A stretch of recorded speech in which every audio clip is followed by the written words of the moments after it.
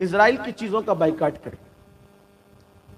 میں بالکل یہ کہہ چکا ہوں، کہتا ہوں، کہتا رہوں گا، کرنا بھی ہے ہمیں.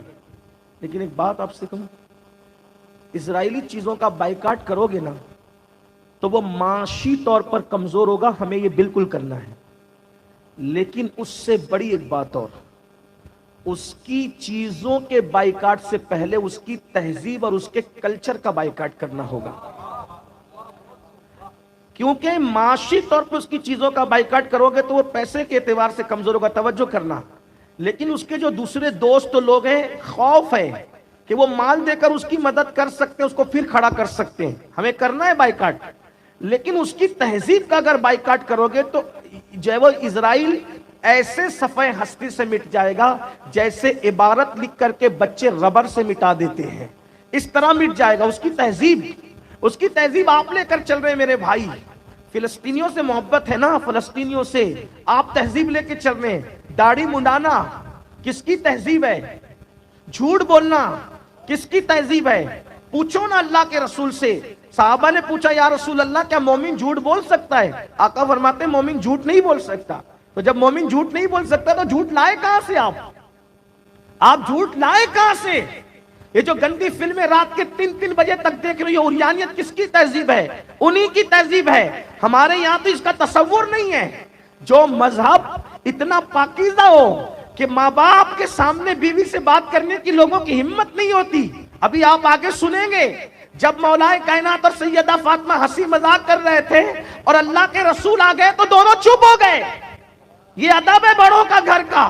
حضور رسول بھی ہیں، رسول ہونے کے ساتھ ساتھ وہ مولا علی کے سرپرست بھی اور سیدہ فاطمہ کے والد بھی ہیں. جہاں بحیثیت رسول تعظیم ہے وہیں پر گھر کا سرپرست کی حیثیت سے بھی تو تعظیم ہے. اللہ اکبر.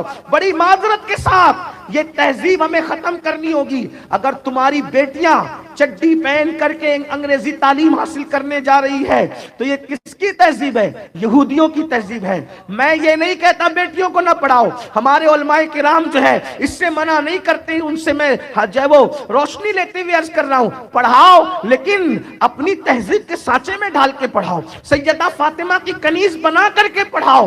یہ کیا ہماری بیٹیاں چڈی پہن کر کے جائیں انگریزی تعلیم حاصل کرنے کے لیے اور پھر کہتے ہو کہ اسرائیل کو مٹا دیں گے؟ تم نے تو اس کی تہذیب زندہ کر رکھی ہے. اللہ اکبر. فون پر باتیں کرتے ہو ان کے انداز میں کرتے ہو، مٹک کر ان کے انداز میں چلتے ہو، ان کی تہذیب گھر کے اندر گھسا رکھی ہے. میں کہتا ہوں وہاں تک جا کر اسرائیل کو تم ختم نہیں کر سکتے.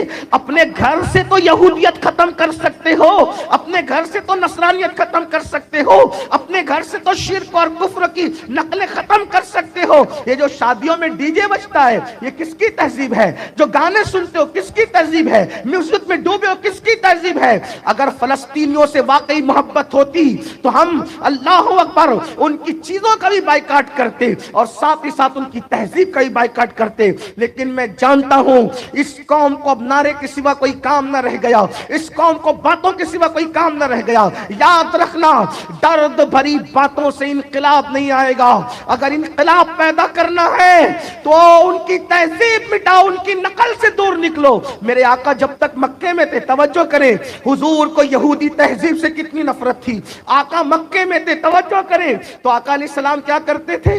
بغیر مانگ کا سر ڈالتے تھے. کنگھی کرتے تھے تو مانگ نہیں نکالتے تھے. جب مدینے منور آئے تو دیکھا کہ یہودی جو ہے وہ بغیر مانگ کا سر ڈالتے ہیں. تو آقا علیہ السلام نے فرمایا اب ہم مانگ نکالیں گے. کیوں؟ کنگھی کرنے میں بھی یہودیوں سے مشابہت نہیں ہونا چاہیے. جو رسول کنگھی کرنے میں یہودیوں سے مشابہت اختیار کرنے سے روک دیں، یہ تو کنگھی ہے، جسم کو سنوارنے کا، زینت کا معاملہ ہے. اللہ کے رسول نے فرمایا یہ 9 کو روزہ، یہ 10 کو روزہ کیوں رکھتے ہیں عاشور کا؟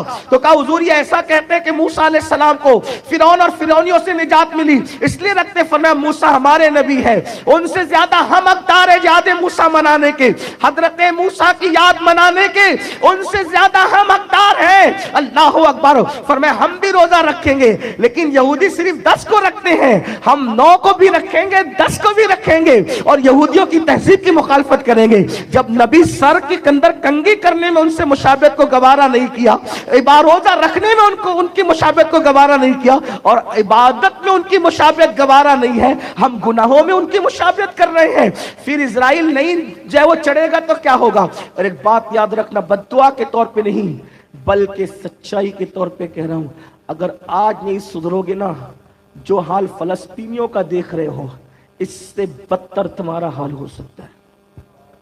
اقبال نے 1 صدی پہلے کہا تھا، نہ سنبھلو گے تو مٹ جاؤ گے ہندی مسلمانوں، تمہاری داستان تک بھی نہ ہوگی داستانوں میں۔ فلمیں دیکھنے کے لیے گھنٹوں گھنٹوں پہلے جاتے ہیں، اور مسجد میں جمعہ کے دن بھی دوسری اذان کے وقت آتے ہیں۔ بہت معذرت چاہتا ہوں، اور ہم نے کیا سوچ رکھا ہے؟ ہم تو غلام ہیں نا اہل بیت کے، ہم جنت میں نہیں جائیں گے تو کون جائے گا؟ میرے عزیز، جو اہل بیت تھے نا، اہل بیت، ایک کوئی بندہ مجھے بتا دیجئے کہ ان کی زندگی کے اندر کوئی غلط عمل ہو، بتائیں مجھے۔ امام حسن، امام حسین، امام زین العابدین، امام محمد باقر، امام جعفر صادق، امام موسیٰ کاظم، امام علی رضا، امام تقی، امام نقی الدین اولیاء، شیخ احمد رفاعی، اسی طریقے سے سیدی رزق اللہ شاہ بابا، اسی طریقے سے سیدی غلام علی شاہ سرکار۔ اور ایک بات آپ کو بتاؤں، میں نے جب دادا باپو سے سنا کہ فضل ماں اتنی متقی تھی، احمد باپو نے اشارہ کیا کہ فضل ماں اتنی متقی تھی، تو میں سوچ میں پڑ گیا، 1400 سال کے بعد جس کی بیٹی اتنی متقی و فضل ماں کی شکل میں، اس سیدہ فاطمہ کے تقوی اور پرہیزگاری کا عالم کیا ہوگا؟ تو گھر والے متقی ہوں، دادا بابو کو کبھی دیکھا نماز چھوڑتے؟ پھر تم کیوں چھوڑتے؟ در والے کہتے نا ہم ان کے در کے کتے ہیں، لیکن در کے کتے ہیں تو پھر کتا نماز کیوں نہیں پڑھتا؟ گھر کا بچہ پڑھ رہا ہے۔ میں نے تو یہ سنا ہے اپنے لوگوں سے کہ دادا باپو نے کووڈ کے دور میں بھی نماز بے جماعت ادا نہیں کی، بلکہ نماز با جماعت ادا فرمائی۔ کووڈ میں بڑے بڑے اہل تقوی کی جماعتیں ترک و بھی جمعہ چھوٹے ہے نا، لیکن یہ مرد کلندر جس کو آپ اپنے لیے آئیڈیل مانتے ہو، انہوں نے جماعت بھی نہیں چھوڑی۔ ہم کہاں ہیں؟ نماز چھوڑ کر کے ہم سنی کیسے بننا چاہتے ہیں؟ نماز چھوڑ کر کے ہم قادری کیسے بننا چاہتے ہیں؟ بڑی معذرت کے ساتھ، قادریت تمہاری گنڈا گردی اور تمہارے نعروں سے نہیں ملے گی۔ قادریت جب تک غوث پاک نہ چاہیں گے تمہیں عطا نہیں کریں گے۔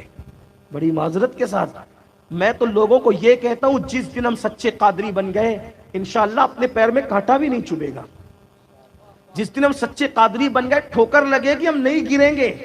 جس دن میں گرتا ہوں اس دن سوچتا ہوں کہ شاید میں نے کوئی ایسا کام کیا ہے کہ غوث پاک نے میری طرف سے توجہ ہٹا لی ہے، کیونکہ مجھے غوث پاک کی بات پہ یقین فرماتے میرا مرید گرتا ہے، توجہ ٹھوکر لگتی ہے تو میں ہاتھ پکڑ کر اس کو گرنے سے بچا لیا کرتا ہوں۔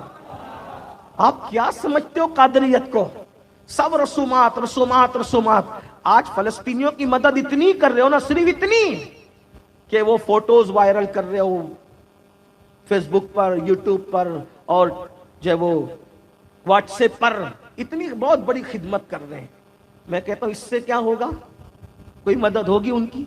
اگر ان کی مدد کرنا ہے تو چونکہ ہم بھارتی ہیں، ہندوستانی ہیں، اور ہم اپنے مذہب کے جتنے وفادار ہیں، الحمدللہ ہمارے ملک سے ہمیں پیار ہے، تو فلسطین کی جنگ کی وجہ سے ہمیں اپنے ملک کے حالات خراب نہیں ہونے دینا ہے۔ روڈ پر آ کر چلم چلی نہیں کرنا، بلکہ اگر فلسطینیوں کی مدد کرنا ہے تو مسجدیں بھر دو، 5 وقت مسجدوں میں بہاریں آ جائے، اور گڑ گڑا کر کے دعا کرو کہ اللہ فلسطینیوں کے لیے آسمان سے مدد نازل فرمائے، کیونکہ فلسطینی آپ کی دعا کو نہیں سن رہے ہیں۔ تو اللہ کے رسول فرماتے ہیں جب تم مومن کے پیٹھ کے پیچھے اس کے لیے دعا کرتے ہو تو تمہاری دعا کو وہی مقام حاصل ہو جاتا ہے جیسے حاجی کی عرفات میں دعا رد نہیں ہوتی، تو مومن کے پیٹھ پیچھے جو دعا کی جاتی ہے اس کی وہ دعا رد نہیں ہوتی۔